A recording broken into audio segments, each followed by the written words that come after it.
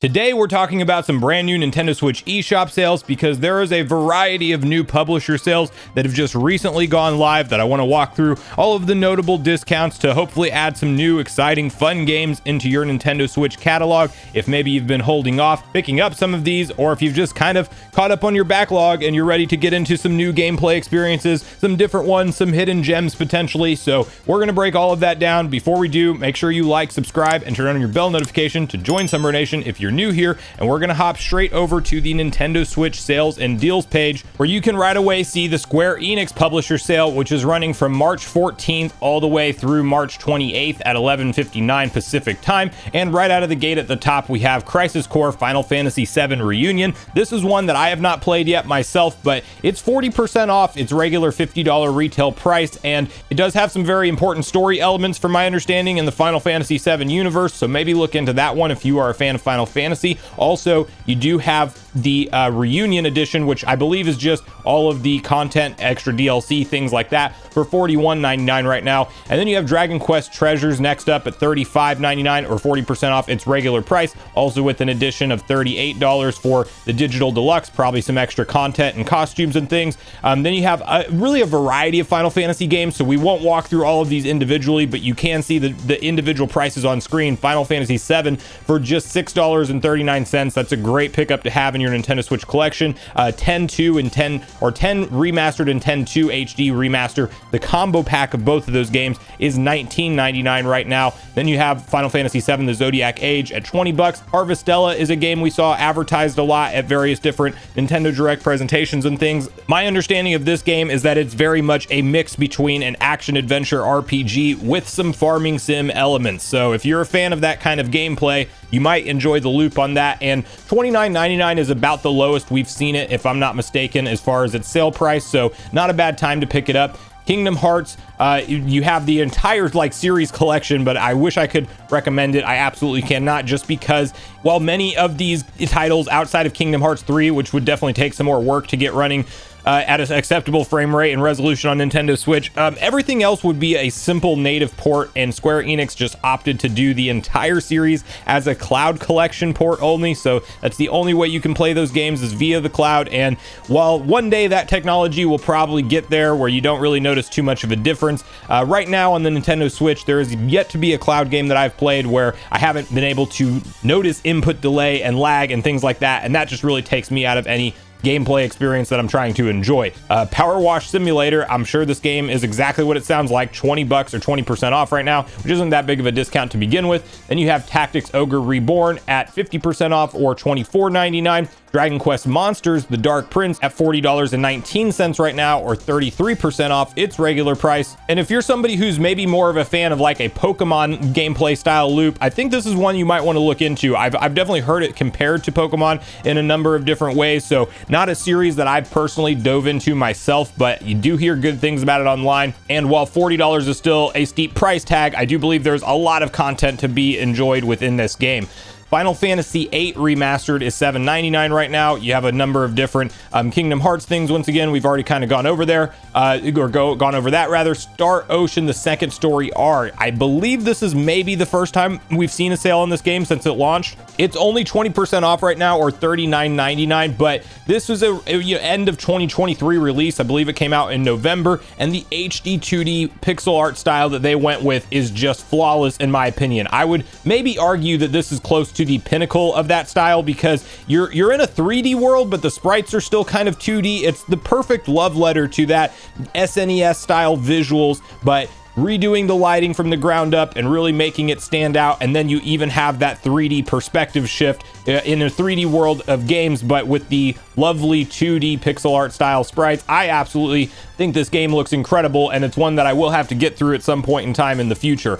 Trials of Mana, want to shout that one out at $24.99 or 50% off its regular price right now. Of course, the new game in the Mana series is not currently slated to come to Nintendo consoles, but I hope that once we get a reveal for Nintendo Switch 2 or the successor to the Switch, whatever it ends up being called, that we will see something like that brought over. But 50% off for Trials of Mana, not a bad pickup at all. Then towards the bottom of the list, closing out the Square Enix portion, you have Life is Strange and Life is Strange True Colors, which I believe Life is Strange Arcadia Bay Collection. I think that's maybe the previous installment, and it sounds like it might be multiple games. I'm not super familiar with this franchise, but Life is Strange True Colors is the more recent release, and these are very story-driven narrative games. It's not typically the type of games that I go through, but $19.99 for the collection and $17.99 for Life is Strange True Colors, respectively.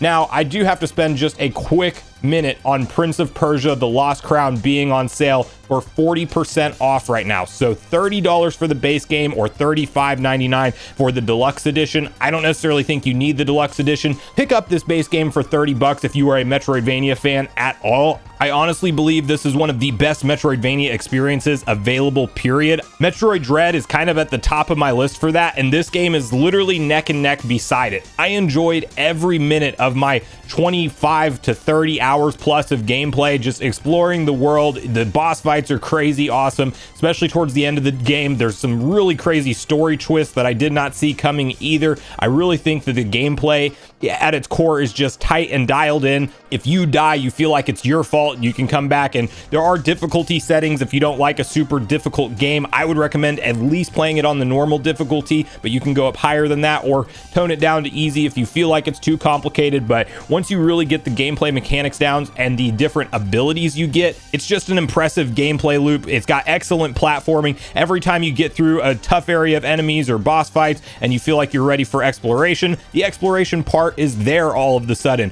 I felt like the pacing of this game was just so well done, and then you always felt like your character was progressing and growing because you were constantly unlocking new abilities all the way up through the end of the main story. So I know we have some DLC content to look forward to for this game as well that I will definitely be keeping my eye on. So this is an excellent time to pick up Prince of Persia: The Lost Crown. I was a huge fan of that game, if you can't tell from what I said about it. But anyway, then we have an NIS America March savings sale. Now, these are smaller indie games. It may just be a specific publisher I'm not very familiar with, but you can see these discounts on screen. I will have the sales and deals page linked in the description down below. Don't have a bunch to say about those, so we're going to gloss over all of them.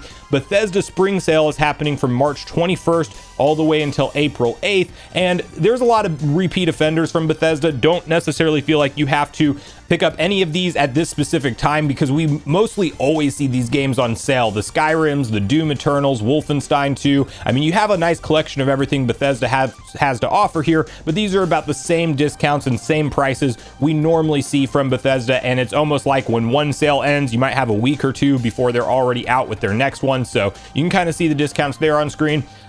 Warner Bros. Games March sale is running from the 11th of this month all the way through the 31st, so you have until the end of this month to pick up any of these. Hogwarts Legacy being a notable one because it's a huge world, it's a lot of gameplay, there's a huge fan community around it. The Nintendo Switch version is a native version, albeit with some sacrifices as far as how open the world is. It has some different loading screens and some portions that you will go through on the Switch version that's, not quite as good of a gameplay experience as the other consoles. That said, though, you still have a massive open world to go enjoy in the world of Harry Potter on a hybrid console, which is really cool that even though after the delays and things happened with the game, it did come out. There's definitely some bugs and glitches, but it's absolutely acceptable from everything I've seen online about it, and $35.99 is not a bad price for all of that gameplay.